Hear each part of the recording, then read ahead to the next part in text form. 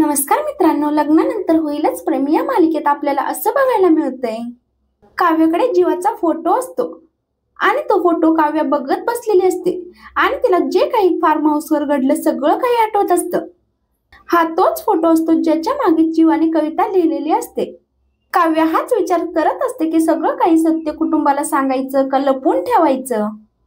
तर त्याच वेळी पार्थ तिथे काव्यासाठी फ्रूट सॅलड घेऊन येतो.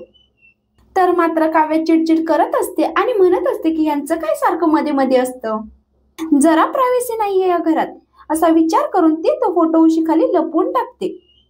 तर मात्र पार्थ तिला विचारत असतो की तुम्ही काय लपवलं, प्लीज सांगा ना मला, तुमच्या हातात काहीतरी होतं, मी बघितलंय बाहेरून. तर काव्य म्हणते तुम्हाला काय करायचंय, माझी वस्तू आहे ती, आणि लपवायला म्हणजे तुम्ही काय ओरडणार आहेत का मला, मी काय घाबरत नाही तुम्हाला, त्या माझ्या पर्सनल गोष्टी आहेत, त्यामुळे मी लपवेन नाही तर सगळ्यांना दाखवेन, यात तुम्हाला पडायची काही एक गरज नाही. तर काव्याचं असं बोलणं पार्थला खूपच मनाला लागतं.